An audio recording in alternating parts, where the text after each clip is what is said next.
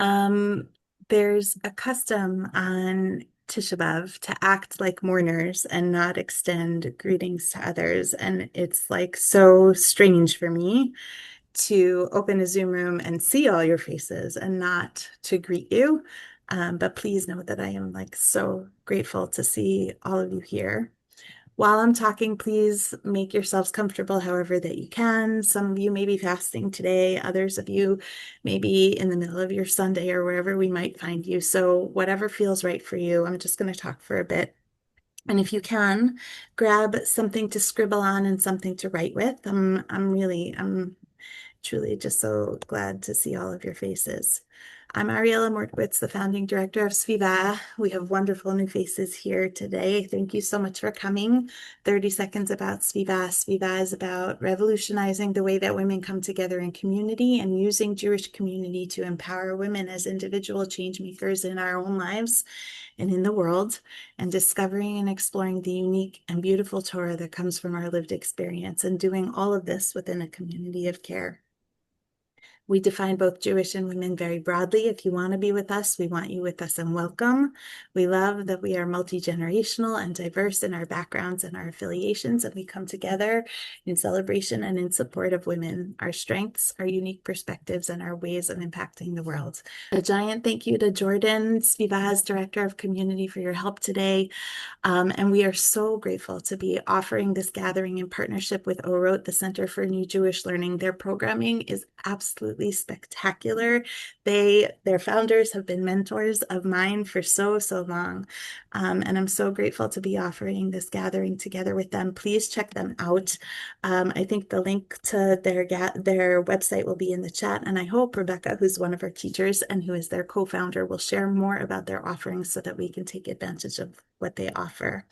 Also, a thank you to the Covenant Foundation, who constantly encourages us to find ways to come together thoughtfully, to learn with and from each other, and to the Aviv Foundation, who has been so supportive of SVIVAH from the very start. B'chol tivche b'layla v'dimata al lechya ein la menachem mikol ohaveha. Bitterly she weeps in the night, her cheek wet with tears. There is none to comfort her of all of her friends. It's from the second verse of the book of Lamentations, Megillat Eicha, the text that is customarily read on the night of Tisha B'Av. I heard this verse last night, and I just kept thinking of this moment right here, right now. A room full of beautiful humans who are all holding so much. We have all had our moment of weeping in the night, and we all decided to come together so that the end of that sentence, the end of that verse, would not be true. Our cheeks may be wet with tears, but we are here to offer comfort to each other. And that's what Tisha B'Av is. It's a day on the Jewish calendar that is a container for all of the pain in our history and all of the pain in our hearts. It holds the destructions of the first and second temples, the historic calamities and expulsions that we've experienced as a people. It's a day of Churban, which translates to like devastations and catastrophes.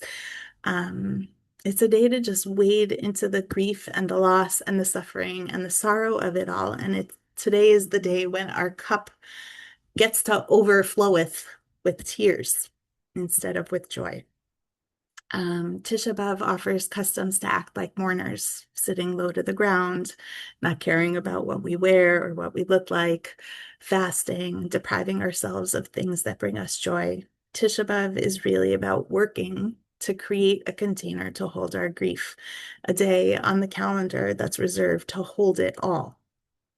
And there's a part of me that's actually grateful for a day like today, a day to just sit in the sadness and the heartbreak for a minute, and to have a day when we don't have to pretend to be okay, a day to be sad and sorry for myself, for my people, for the world, when it's okay to look at all of that hard stuff in the face, the stuff that I don't know how to fix, the stuff that makes my heart sick, and to just not have to put on a brave face for a second, because it is so much. And the text that is read on Tisha B'Av is Megillat Echad, Lamentations. So today we wanted to talk about lamenting. What is a lament? What does it mean to listen to a lament? What happens when you hear someone lamenting? What does it feel like to share your own lament? Listening last night to the very achingly beautiful text of Eicha, the tune that is used to chant is a different one, and I find it very, very emotional personally.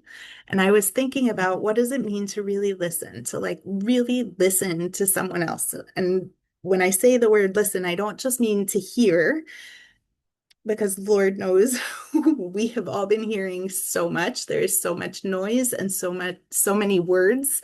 There are so many words that I feel like sometimes it feels like we're living in another Tower of Babel, Migdal Bavel moment when like everybody is running around and screaming at each other in different languages and we all hear each other, but none of us can actually listen. To listen means to really care about the person who is speaking. And it's not about what you do with what they're saying or how you process it or how you address it or fix it or respond to it. The dictionary definition of listening is giving one's attention to sound. It means caring enough about another human to give attention to their cry without judgment, without response, without effort to fix, to simply give them your attention and give attention to their pain.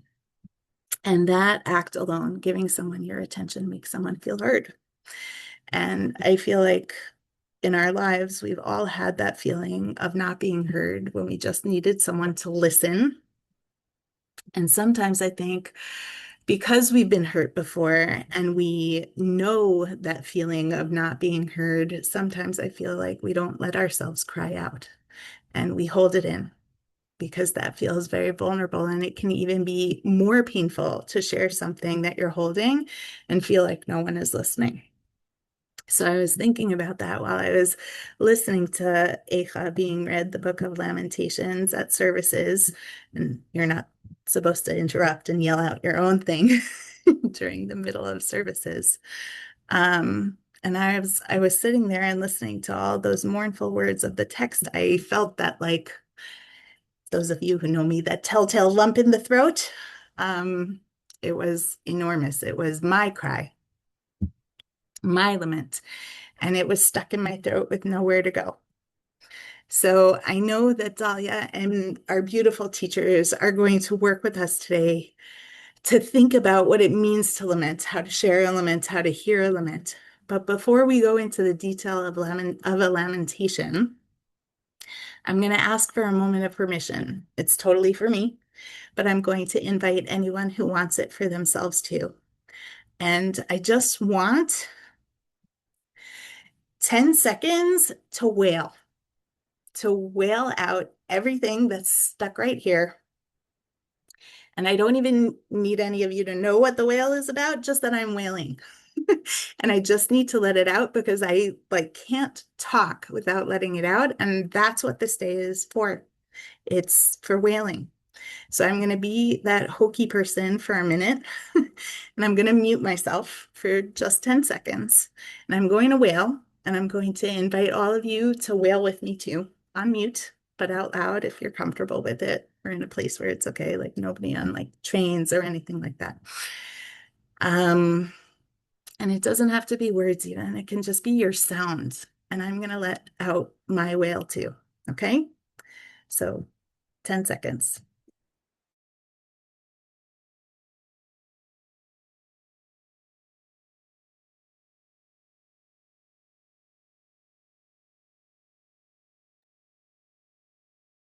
Okay.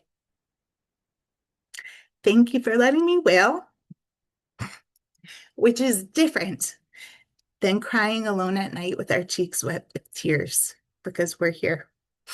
So thank you. And thank you, Rabbanit Dahlia Davis, our Director of Pastoral Education and a teacher who uses our hearts as her curriculum. Thank you for bringing us together today because you knew that we needed it. Thank you, Rabbanit Dahlia. Thank you, Ariella. That was Such a perfect, beautiful opening to our program. And thank you for giving us the opportunity to start by wailing and by letting our voice be heard, even if it's just within our own room, because that's really what we're going to make space for today, is this idea of letting our voices be heard. But before we get there, I want to start off by focusing on what Ariella mentioned is the book that we read today, the book of Lamentations, the book of Eicha. And the book actually opens with the Hebrew title of the book, Eicha. Now, what does this word Eicha really mean? If you look in different commentaries and different translations of the book, you'll see different words. But Eicha actually shares the shorash, the root word of the word eich, which means how. When we ask a question starting with the word eich, we are asking, how did something happen? How did I lose my income? My company cut 100 positions and I was one of them. How did I lose my loved one? There was a tragic accident. How did I get so lost? I took a wrong turn a while back. For eich questions, there are answers. And when I ask an eich question, I want to know what that answer is. Tell me, how did this happen? But eicha is different. Eicha is a cry, it's a scream, it's a wail, it's a lament. How could this happen? How could I lose my income? How could I lose my loved one? How could I get so lost? Eicha is a question that does not beg an answer, since there is no practical answer. In fact, for Eicha questions, there's no answer at all. As we will learn more about tonight, Eicha questions are not a call to answer. They are instead a call to listen. Eicha, how can it be? Eicha, how did we get here? Eicha, how did the world get so broken? Tonight we'll have the opportunity to both ask Eicha questions and to listen to the Eicha questions of each other as we do a practice called sacred listening. We will learn how to do this even when we are listening to something that is hard to hear, and even when we desperately want to respond. Sometimes listening to a lament can be uncomfortable, but together we will listen to each other's lamentations with open and compassionate hearts and in the most sacred way possible. But before we get to the Eicha questions, let's start with an Eich question, one for which we are actually seeking an answer. Eich, how can we come together as a community on Tisha B'Av and support one another? And we are so blessed today to have two incredible teachers here to guide us through and to help us find answers to this question. First, we will learn from Rebecca Minkus Lieberman, who is the co-founder and executive director of Orot and a current rabbinical student at the Shalom Hartman School. Rebecca is a Jewish educator who teaches from her heart and brings her practice of mindfulness into her teaching, allowing learners to bring their full selves into HerTorah. For Rebecca's full bio, please see the chat. And Rebecca, thank you so much for being here to teach us today.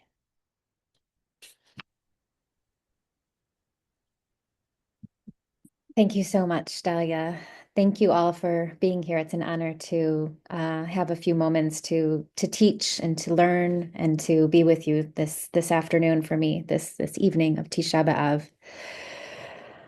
I want to share one before we move into my screen sharing, and I'm going to share a little bit of a text with you. I wanted to also share another thought on the word Eicha. When we say the word Eich in Hebrew, and when we say the word Eicha, they have very different feels in our mouths, in our bodies. Eich, as Dahlia was saying, is there's an end to it, right? It feels something is closed. Eicha is something that is open, and it's inviting us into that opened mouth, opened heart, opened ear sort of posture. And there's breath in the word echa. It leaves us in a place of greater openness, I think. And as we sit with that word as an opening, echa, we can ask so many questions, so many how questions. As Dahlia was saying, how did we get here? How do we hold these laments? How do we hold this sadness? How do we make space for our own pains at the same time that we are able to make space for others' pains and griefs? It's extremely difficult. And I want to begin, before we look at text, I want to begin with just a couple of moments of quiet centering.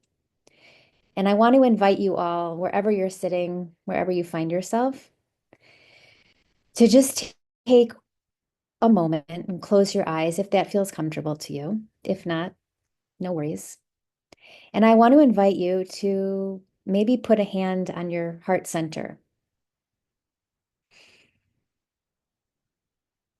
and take a moment to slow your breathing down,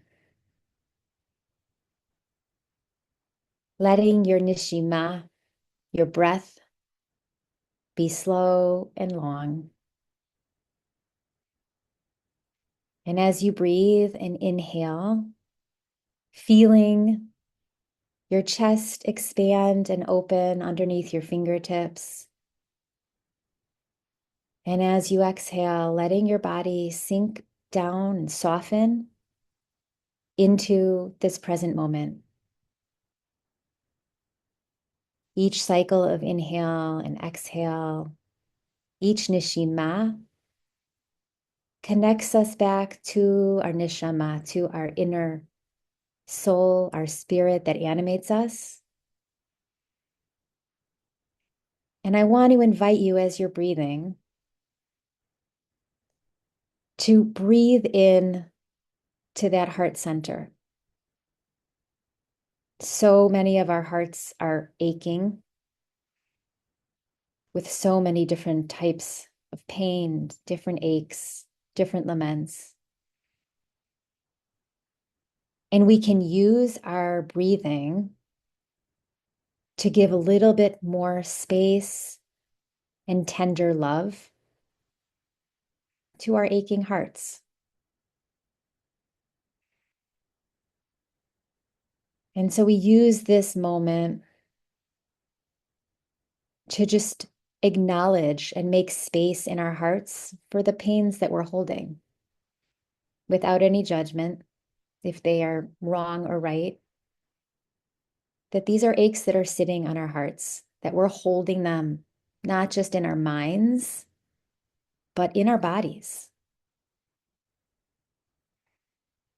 And we need to care for ourselves and show some chesed and rachamim, some loving kindness and compassion to ourselves as we acknowledge the pains that are sitting with us. I invite you to take a deep inhale and exhale.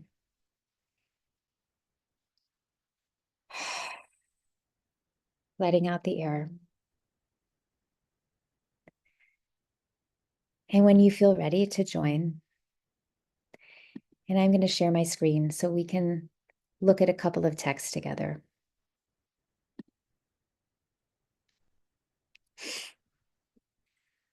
I want to share this teaching from the Babylonian Talmud, from Bava Metzia. And I want to just give you a quick background of what's going on before we enter the scene in this moment. Because the story that comes before this moment in the Talmud is actually a pretty well-known story. It's sometimes called the oven of Achnai, Tanur Shel Achnai. And it's about some altercations that start to happen within the Beit Midrash, within the study house, between one rabbi, Rabbi Eliezer, and a lot of other rabbis. And there's disagreement about how to rule on different halachic issues. They go back and forth, and Rabbi Eliezer increasingly is kind of like the outlier in his views and his opinions. And then we enter the scene after that, some of that scene setting at this moment. And I want to read through this text with you and just point That's out really sad. a few ideas that I think help us begin to answer this question of how we hold our own pain, our own laments, and also begin to make space for the pain of others.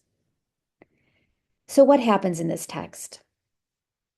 The sages said, on that day, the sages brought all the ritually pure items deemed pure by the ruling of Rabbi Eliezer with regard to the oven and burned them in the fire.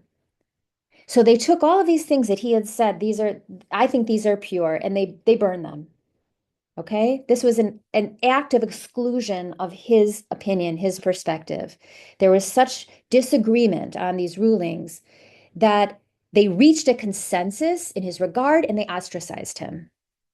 The rabbis couldn't tolerate these different opinions. And so they excommunicated. They kind of left him out of the picture. They removed him from the story. And the sages said, well, who's going to go and tell him that he's been cut out, that he's been ostracized? Who will go and do that job, that painful job? And Rabbi Akiva says, I'll do it. It was his student. He says, I will go, lest an unseemly person go and inform him in a callous and offensive manner, and he would thereby destroy the entire world. This is a really powerful idea because Rabbi Akiva is volunteering because he knows how important it is in this moment of rupture, of conflicting opinions when there's pain and rift.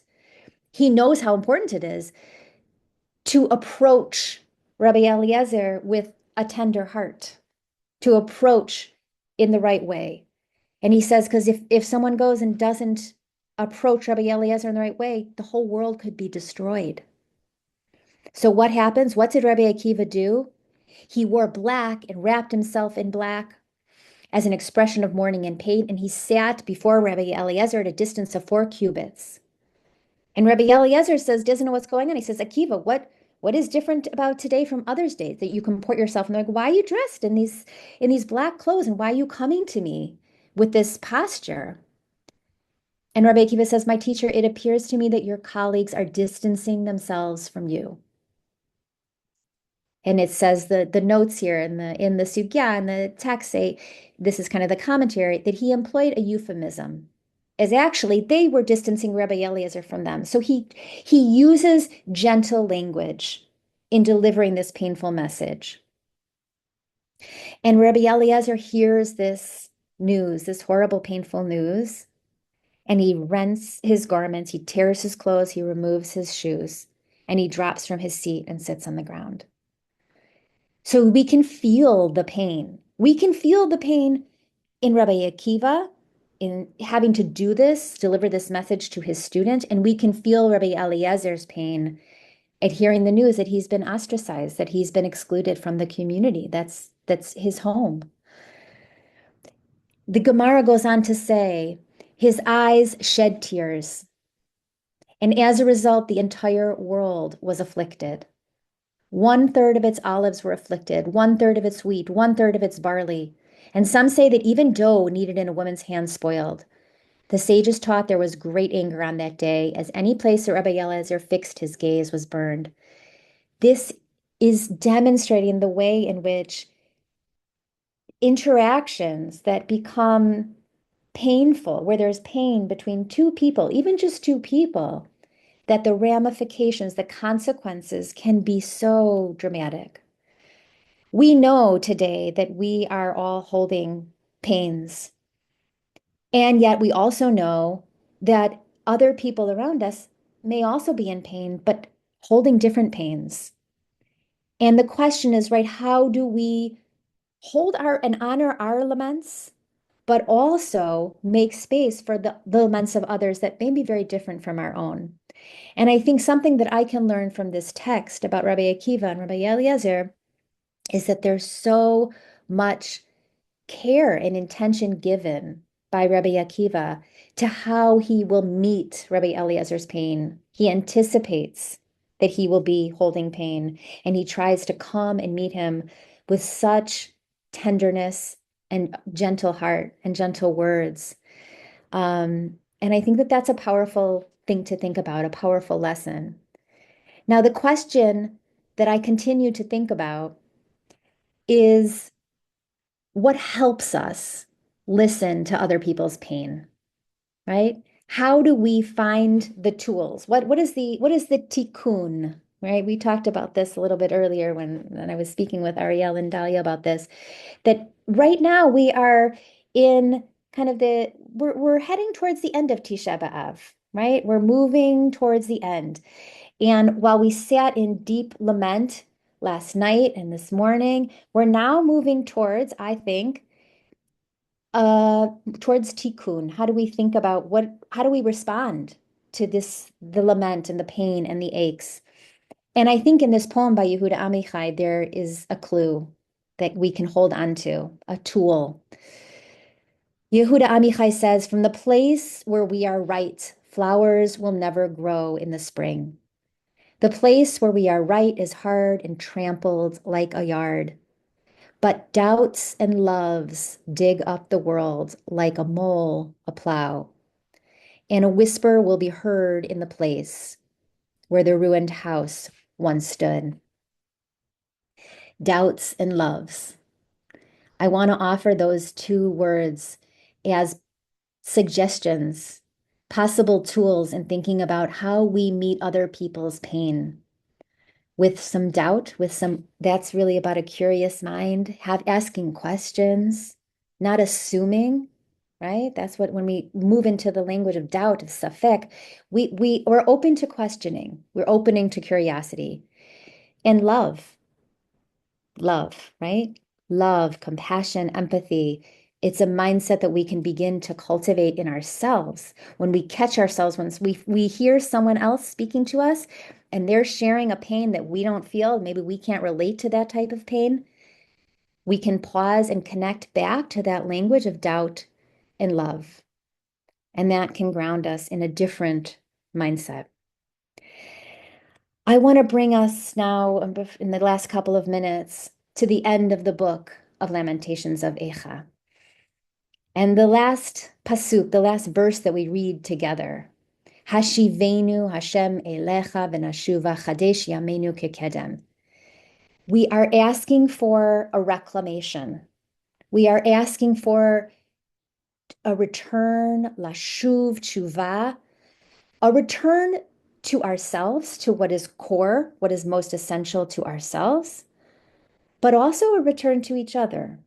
How do we come back together in a time of so much pain and so much division, when we often feel like we can't even speak to one another? How do we do that?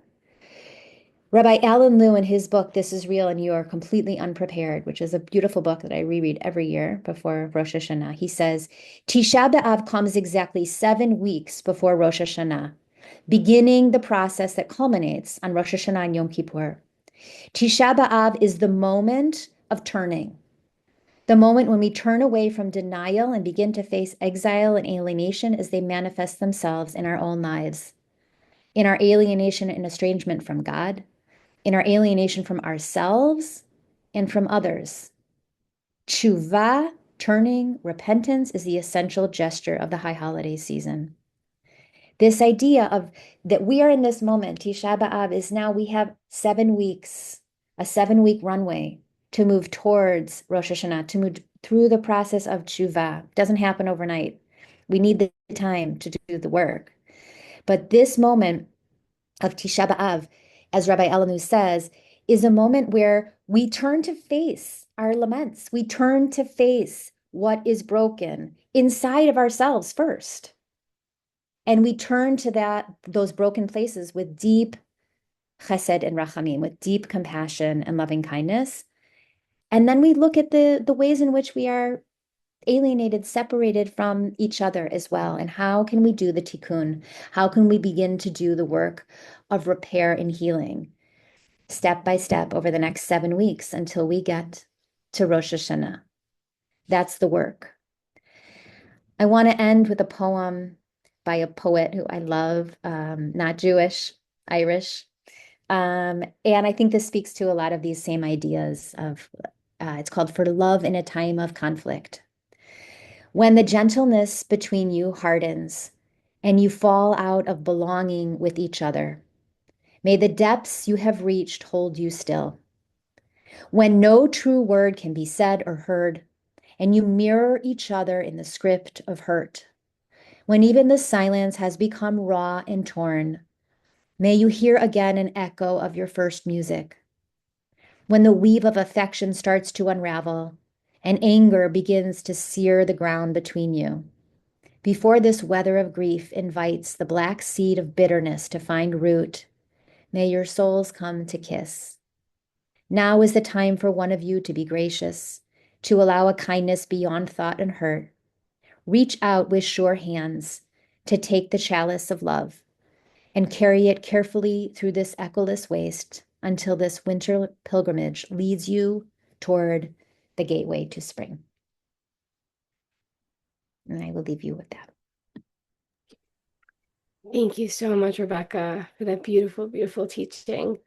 I was so struck by what you said about Rabbi Akiva thinking about preparing before having a difficult conversation. There's so many things in life that we prepare for. We prepare to go to our work, prepare to go on a trip, but do we actually think about preparing before we have to confront someone in a way that might be both difficult for them and difficult for ourselves? So I love that you brought that in amongst all the other pieces that you shared with us. Thank you. And that idea of preparing is really exactly what we're going to do right now. We're going to prepare before we try and share our laments with one another and sit and very intentionally and actively listen to each other. So what we're going to do now is have the opportunity to learn from another amazing teacher, Batsheva Ganz. And Batsheva is an expressive art therapist who works with children, adolescents, and adults. She is an expert when it comes to relationships and communication, and she has done gorgeous teaching for SVIVAH in the past. And Batsheva, we're so grateful to have you here again to share your wisdom with us. Thank you. Thank you so much, Dahlia, and thank you all for having me. I always come with the teaching, but I always, always leave having learned so much from this community, and it's just an amazing, amazing space. So thank you. It's an honor. Today's teaching is about something most of us were unfortunately never taught how to do, how to truly listen when someone else is in pain. And the title of this call is Listening to Lament. But unfortunately, what a lot of us do is listening to lament. We listen so that we can share our own pain. We listen so that we can criticize what's been shared with us. We're listening to lament our own pain, and we're not listening to somebody else's. To truly listen to lament means hearing someone else's pain and sorrow without trying to fix it, without trying to minimize it, or not moving past it too quickly. It's one of the most healing things that we can offer another human being. And it requires more than just hearing words. It requires a way of being. And Rebecca, you set us up so beautifully with your meditation. So I'm going to piggyback off of some of that way of being with ourselves. So I will be guiding us through some steps, 5 steps that we can use whenever someone else is in pain. And these steps help us stay grounded, stay attuned, and compassionate. You don't have to do them perfectly, and you don't have to do all of them. They are tools that can go into your toolbox that just help us stay present when someone else is suffering and helps us stay human in the presence of somebody else's suffering. So, what is the difference between hearing and listening? Hearing is the act of our body hearing sound waves and us processing what is being heard. But listening is the experience of staying attuned. It involves focus, it involves comprehension, and it involves a response that makes the other person feel heard. So raise your hand if you have ever spoken or shared your experience with somebody and you do not feel heard. Yes. Raise your hand if someone else has ever shared with you and they have expressed they haven't felt heard by you. Pretty common experience for both. So what is going on? Why do we all know how to listen, and yet it is such a common experience that we're not feeling heard, and the people that we are in relationship with or in communication with don't feel heard by us? So if I ran the world, I would definitely make communication something that we learned in school, something that we learned growing up. I personally, maybe it's because I have a bias against math, but I feel like we have calculators, feel like we can take some of that out and put in these most important relational tools that we are not getting, but it is not too late. So I want to start off with zooming in on what's going wrong. And then we can turn to what we can do better or right. Not perfectly, that is not the goal, but how can we do things better so that we are hearing other people and that we are getting heard. So, Jordan, I'm going to share a short YouTube clip to highlight what goes wrong when we try and listen. It's just, there's all this pressure, you know? And sometimes it feels like it's right up on me and I can just feel it, like literally feel it in my head, and it's relentless. And I don't know if it's going to stop. I mean, that's the thing that scares me the most, is that I don't know if it's ever going to stop. Yeah. Well, you do have a nail in your head. It is not about the nail. Are you sure? Because, I mean, I'll bet if we got that out of there. Stop trying to fix it. No, I'm not trying to fix it. I'm just pointing out that maybe the nail is causing. You always do this. You always try to fix things when what I really need is for you to just listen. No, see, I don't think that is what you need. I think what you need is to get the nail out. Listening now. Okay, fine. I will listen. Fine. It's just, sometimes it's like there's this achy, I don't know what it is. And I'm not sleeping very well at all. And all my sweaters are snagged. I mean, all of them. That sounds really hard. It is. Thank you. Ow! Oh, come on. If you would just. Don't. So, a little bit of humor. Raise your hand if you can relate to being on either side of that experience.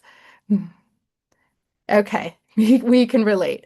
I use this a lot in actually couples counseling because often it's the woman who's trying to share her feelings and then the man is maybe not hearing it properly, but we have all played both sides of it. So it is highlighting quite humorously how one person is just trying to be heard, felt, and seen, and the other person is focusing in on the problem and trying to solve the problem. So relatable. I'm seeing in the chat. Very relatable. I'm happy to share this link afterwards. It's sometimes very helpful to watch it with people who you might need some refreshers on how to listen and what you're trying to get across. But let's focus on what goes wrong. So why is it so hard to just listen? A couple of things happen. We have discomfort with pain. We want to make other people feel better because we feel uncomfortable. So we tend to console. It wasn't your fault. It's not that bad. Or we minimize. It will be over soon. In this video, we also saw a fixer impulse. We move to fix things really fast, to have solutions, to problem solve. We give advice. I think you should do this. How come you didn't do that? We offer solutions like, have you tried this? Another issue that comes up is something called spiritual bypassing. When we say phrases like everything happens for a reason, or they're in a better place now, so we're kind of bypassing the emotional experience by offering a spiritual explanation. And then we have a fear of being overwhelmed by somebody else's pain. We're afraid that if we really listen, we'll be swallowed up by someone else's sorrow, and so we avoid it, we don't show up, we run away, or we get distracted when somebody shares with us. In his book, When Bad Things Happen to Good People, Rabbi Harold Kushner describes how painful it was for him when his son was dying to hear the words that people offered that were intended to make him feel better. Oh, Jordan, if you can share his quote, it's the green quote. At some of the darkest moments in my life, some people I thought of as friends deserted me, some because they cared about me and it hurt them to see me in pain, others because I reminded them of their own vulnerability, and that was more than they could handle. But real friends overcame their discomfort and came to sit with me. If they had not words to make me feel better, they sat in silence. Much better than saying, you'll get over it, or it's not so bad, others have it worse. And I love them for it. Harold Kushner. So The first step in listening, active listening, is the experience of being present, just sitting. Like Rabbi Kushner shared, sometimes when people didn't know what to say, the act of just showing up and sitting in silence was so much more powerful, because sometimes we don't have the right words, and just that experience of sitting. So the first step of presence, and this is where I'm gonna piggyback off of Rebecca's sharing. I'm just gonna ask everybody to put your hand back on your heart. Take a deep breath. We cannot be present with another person unless we are present with ourselves. Try to tap back into what you were experiencing, Rebecca's meditation. Notice what is going on in your own body. Any thoughts you might be having, any sensations, any feelings. Really connect with yourself and be present with your experience.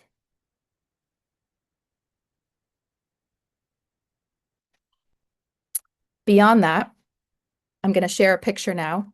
Jordan, it's the picture of the tree. And I'm going to ask you to look at the image and find the figure that you identify with right now. And you can put in the chat, I identify with figure 18, and a sentence why. I'm feeling this, and then a brief sentence. And this exercise is just furthering the experience of tapping into what you are experiencing in this present moment.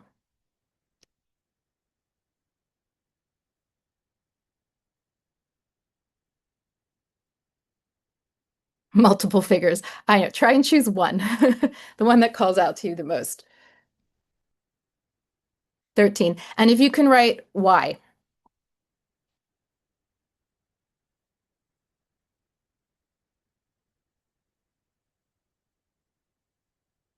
Yeah, just hanging on. I feel that I'm accomplishing something. Number 11. I feel like I keep climbing, but I'm not getting anywhere. A tough week.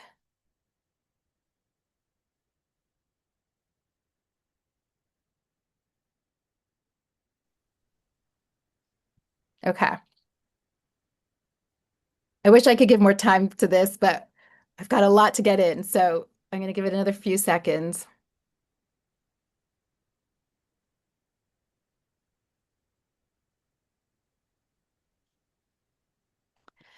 So when I teach about communication, and communication is a dance, it's listening and sharing, and right, so listening to be heard and sharing in a way that helps us be heard.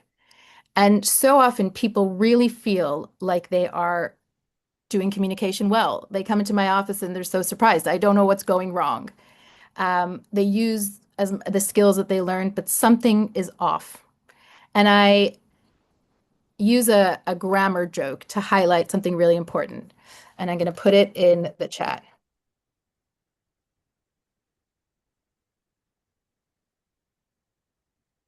So this is a joke, a grammar joke.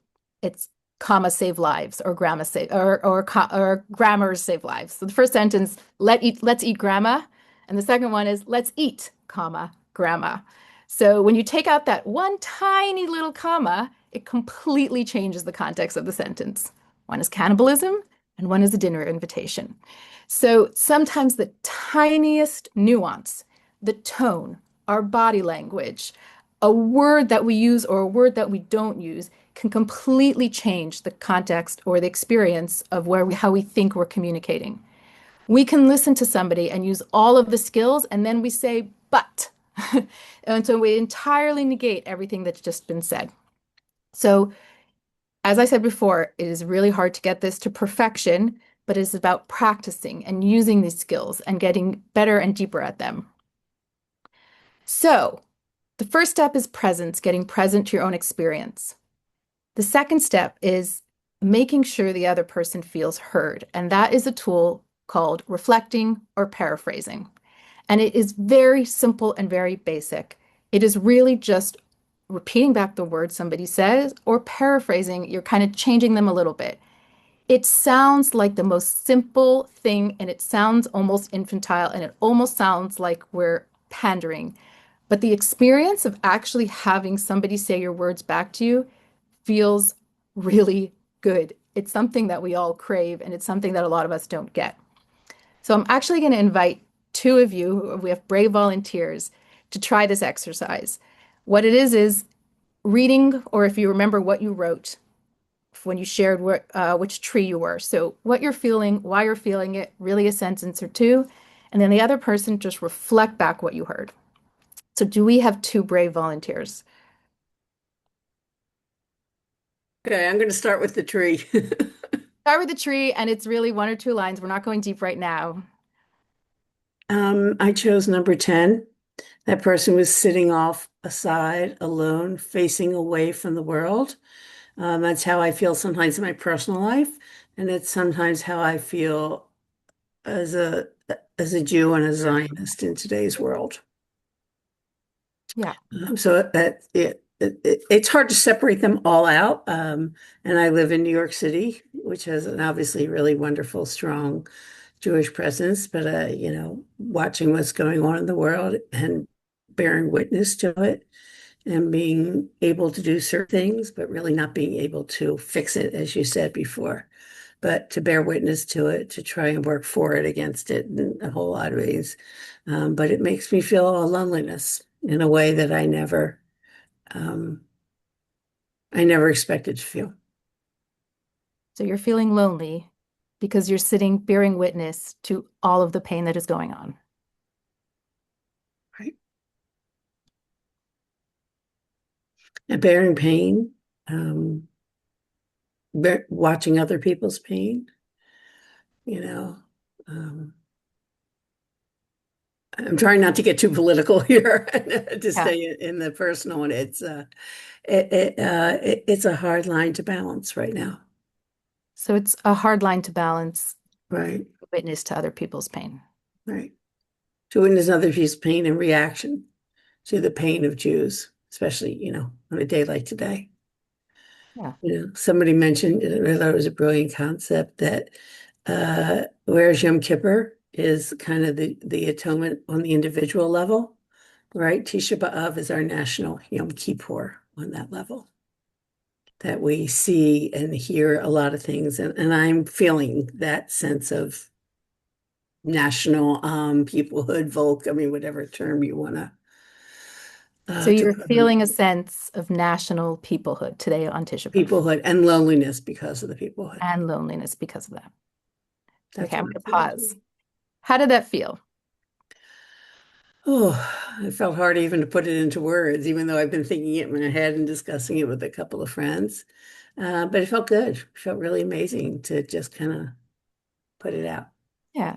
Thank you so much. That was so brave of you, and thank you for sharing. You're welcome. Yeah. Oh, it was a real experience to share, and I was also modeling. I didn't add anything. I really repeated back your words because I'm listening and I care, and I don't have to add anything or be brilliant, but I didn't have to solve anything. I'm just repeating back what you said. And right. That gives you the opportunity to share, and it helps you feel heard that I'm listening. So thank you so much, Bonnie. So we have— You're welcome, and it felt cathartic. Good. We've got being present, so staying active, engaged, body language. Another thing I wanted to mention when listening is the importance of eye contact when possible. We are human beings, and we actually get attunement from our eye contact. In one of the courses that I took for couples counseling, the person running it says you should never have an emotionally charged conversation with somebody when you're driving because you can't see each other. So if you have a tendency to get into arguments with a spouse or somebody in the car, I would say stop having our conversations in the car because we can't attune and connect with eye contact. When we see each other's eyes, we connect to our humanity. And that helps regulate ourselves to some degree so we can come back to each other. So just a note in how to stay present is to use eye contact. Second one was reflect and paraphrase, speaking back what they shared really in their own words. Moving on to the third is empathy. So after we've shared that we understand the content, we want to see if we can hone in and zoom into what somebody is feeling. Empathy is the experience of I can connect to what you might be feeling. And that language would sound like, I imagine you're feeling lonely.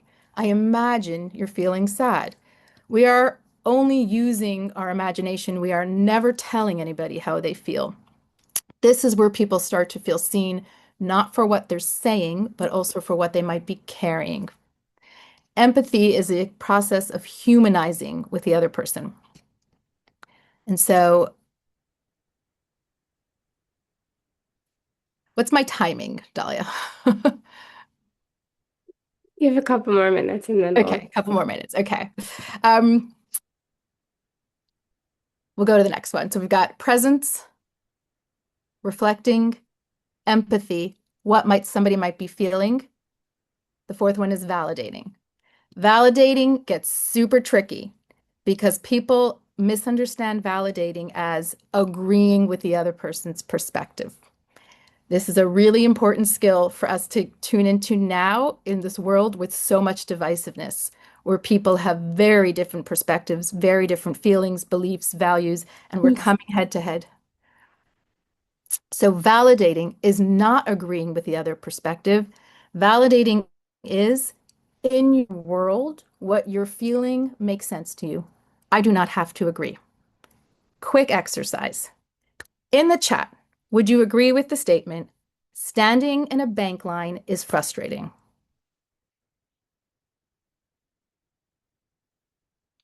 Yes. Yes, yes, yes, yes, yes, yes, yes, yes, yes. Agree. Yes, yes. No. Ooh.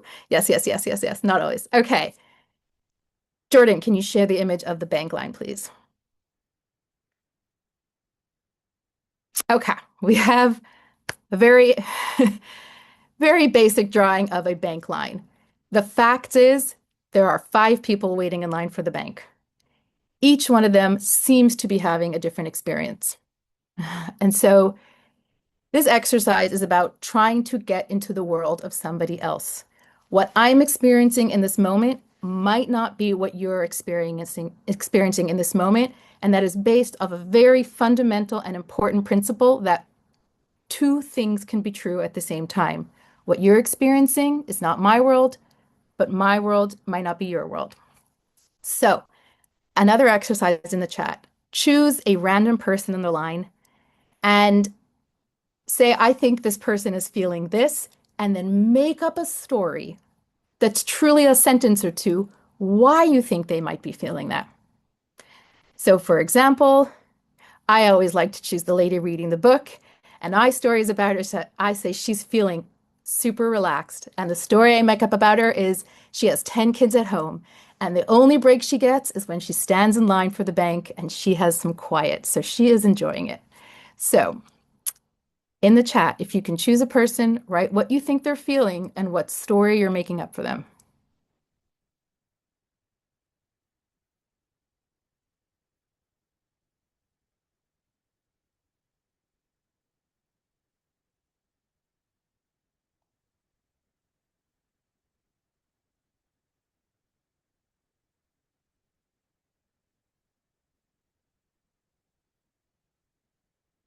The woman at the back is late and will have to pay a late fee at childcare.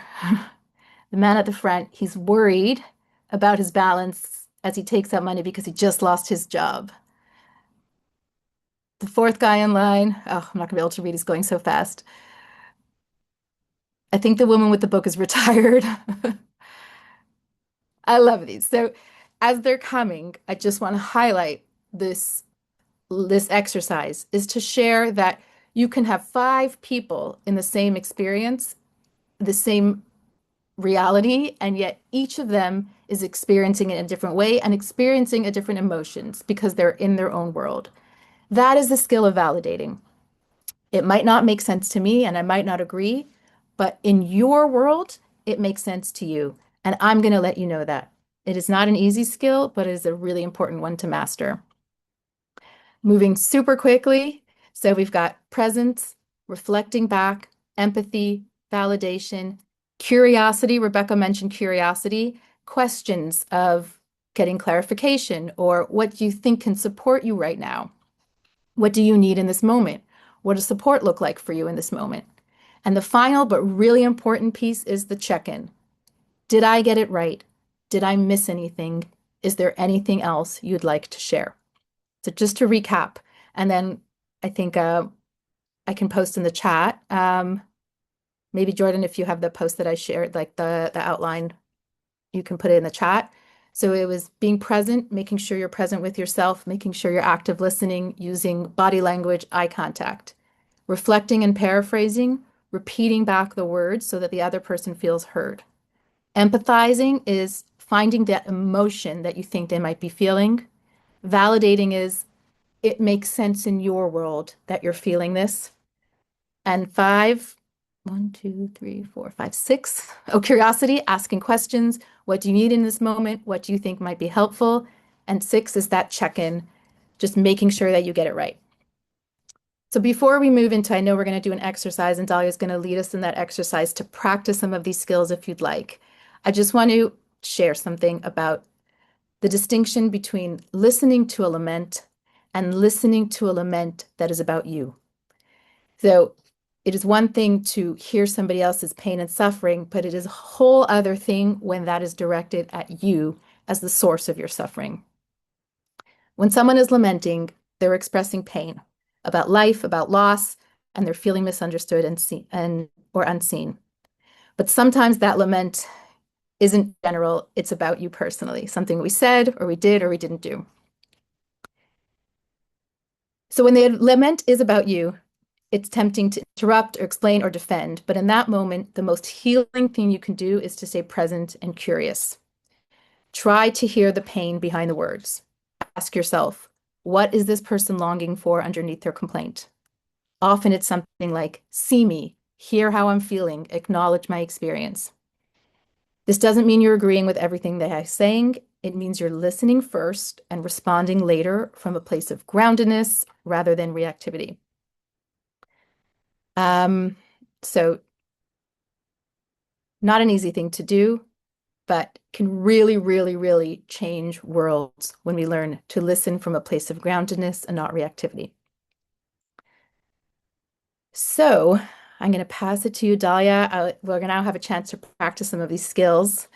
And again, I want to mention that you don't have to use all of them. If you want to try them all, great. If you want to hone in on one and practice it, just keep practicing it and keep at it.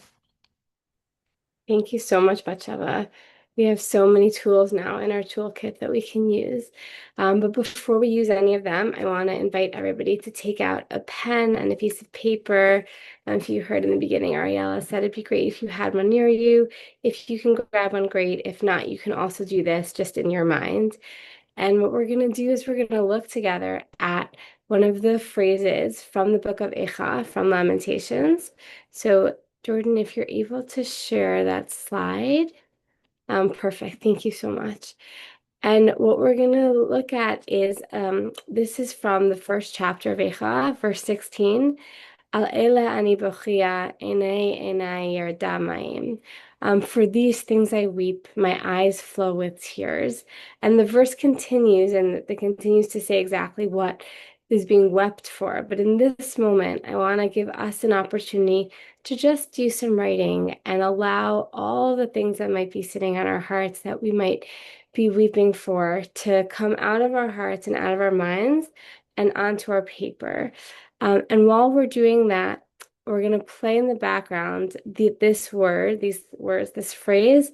And I want you to know that in the process of preparing, I was looking everywhere for if I wanted to hear it from a female voice. I wanted us to hear a woman singing this, not only because we're a gathering of women and how important it is for us to hear our own voice, but also because this idea of lamenting and of wailing, as Ariella modeled for us in the beginning, is actually something that many women used to do professionally as women who would go to funerals and who would be asked to cry over the person.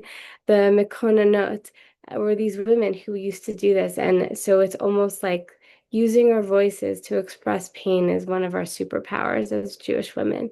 So we're going to listen to the song and feel free to just write. You will not be asked to share anything that you don't want to. So the writing, only you will see what's on your paper. It's just for you free form. You don't have to write it formally, whatever's there. If you want to draw, think, any of it, it's all welcome and beautiful. And just answer, for what things do you weep? And whenever we can put the music on, that's great. Thank you so much. אני בוכייה, אני בוכייה, על אלה אני בוכייה, אני בוכייה, על אלה אני בוכייה, אני בוכייה, על אלה אני בוכייה, אני בוכייה. עיני, עיני, עיני, עיני, עיני, יולדה מהיר, כי ירחק ממני, מנחם משיב נפשי. עיני, עיני, עיני, עיני, יולדה מהיר, כי רחק ממני, מנחם משיב נפשי. על אלה אני בוכייה, אני בוכייה, על אלה אני בוכייה, אני בוכייה.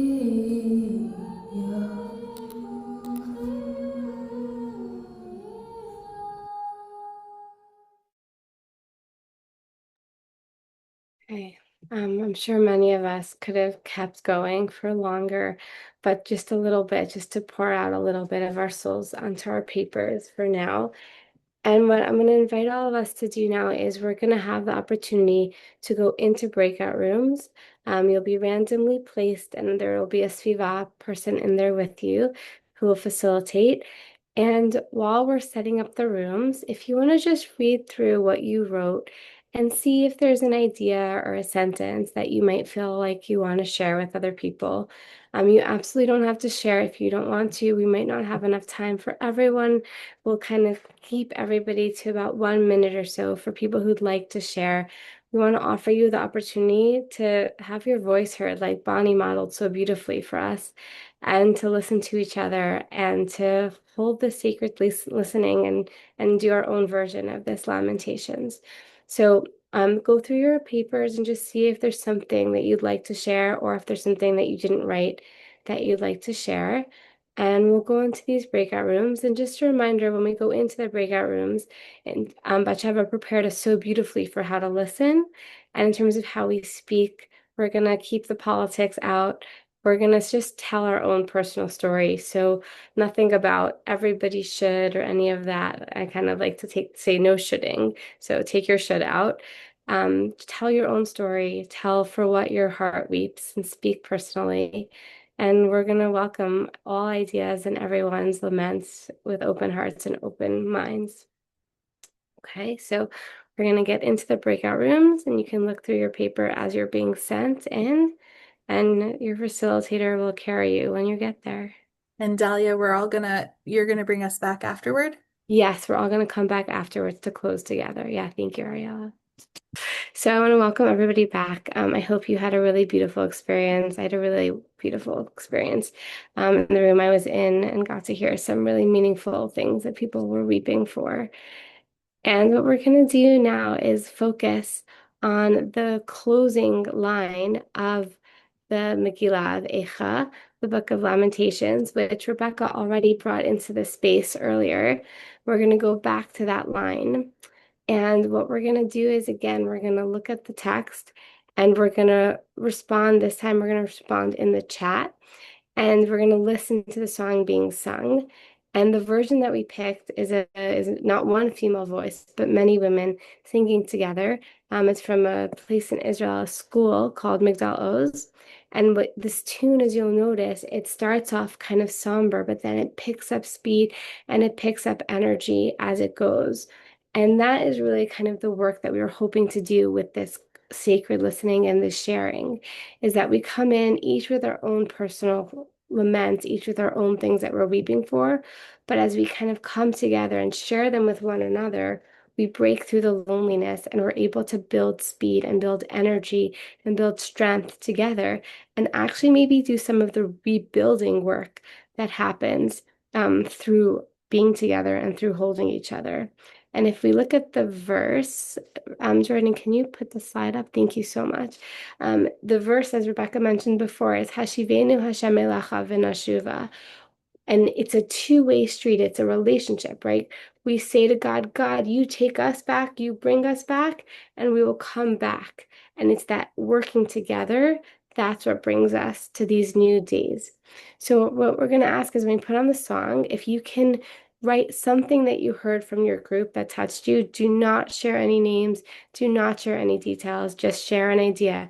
Maybe I heard somebody speak about loneliness, or I heard somebody speak about loss. Just give us like the themes, nothing specific. Okay. And then we can uplift all of these pieces and we can do the beautiful active listening for the entire group as one. So share something in the chat as you hear the music come on. And it'll come on in a second.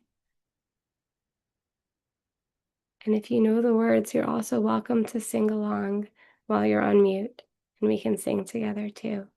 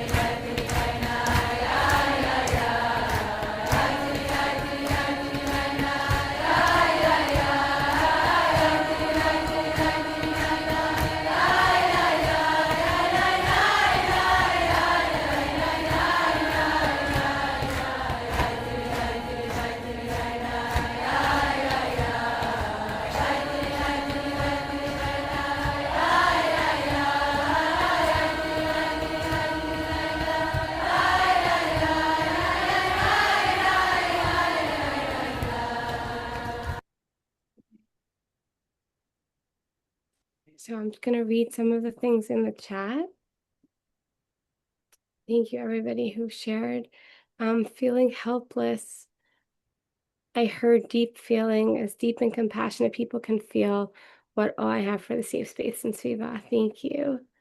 I'm weeping for all the brokenness in the world and our inability to hear each other. What an important one. Thank you. So much loss experienced and anticipated. We hear you. Thank you. Thank you for everybody who shared in the chat. Thank you for everybody who shared in the circles.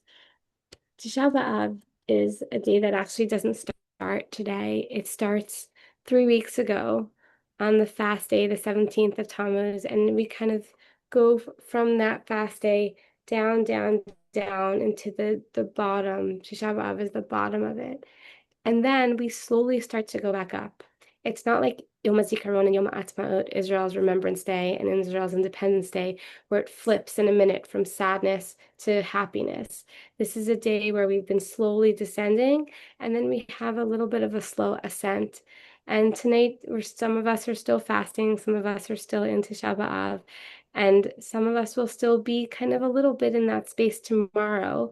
There's an idea that we don't fully get rid of all the mourning customs until midday tomorrow because the temple was still burning. So I invite us all to kind of slowly take this journey out of the space of the pit of it, right? And now we're starting to do the ascent, and we'll do it slowly. But hopefully the work that we did together today and the Torah that we learned together today will help us climb back up and get higher and higher and higher as we head towards the Yamim Noraim, to the holy days of Rosh Hashanah and Yom Kippur and Sukkot and everything that follows. And as Rebecca said, today is kind of the beginning of the journey there. So we're going to have programming coming up for you that is going to lead us on the way. And Ariel is going to tell us more about all of that. But I just wanted to thank you all so much for being here and for all the sharing and listening and just being present that you did. It has made my Tisha B'Av incredibly meaningful, and I'm really deeply grateful to our teachers, to Rebecca, and to Batsheva, and to everyone here. Thank you so much. I can't even begin to say thank you enough, Dahlia, for conceiving of all of this, for bringing us together like this. Thank you, Dahlia. Thank you, Jordan. Thank you, Rebecca and Batsheva. Thank you so, so much. I'm honestly like, I think it clicked for me, Batsheva, when you said that one of the first tools to use or techniques to use was presence. And it's so mean to ask people to show up with everything that they're holding and say like, hi, but we only want you to do it for an hour, even though I know we talked about how this whole day is a container, but it feels like there is so much. But Batsheva, when you said presence, for me, being together like this and just acknowledging each other's that we are holding pain, and being in each other's presence for me is like a gorgeous balm. And I will only speak for myself, but I am so deeply appreciative of all of you who are here for creating this holy, holy container for all of us today, and the gift of being able to, like Dahlia is saying, to be together literally tomorrow. And to just muddle through together and not be so alone in it. I am just so grateful for being held. Like it's miraculous to feel so held by people. And I'm grateful to all of you. Thank you. To all of you who showed up, who brought your laments and who listened. And I am just very grateful for this very precious community. Tomorrow, like Dahlia said, we're going to begin our Monday turning to Elul and Tishrei with Namasadan. It's 30 minutes, 12 p.m. Eastern and 9 a.m. Pacific time, just to give some space to the spiritual journey that Rebecca was talking about. These 7 weeks that lead up to the high holidays, come to one of them, come to any of them. Nama is wonderful, and it will be really nice to just have a minute on the calendar to get into that headspace and prepare our hearts and our souls for Rosh Hashanah and Yom Kippur. You can find the link at svivah.org/gatherings or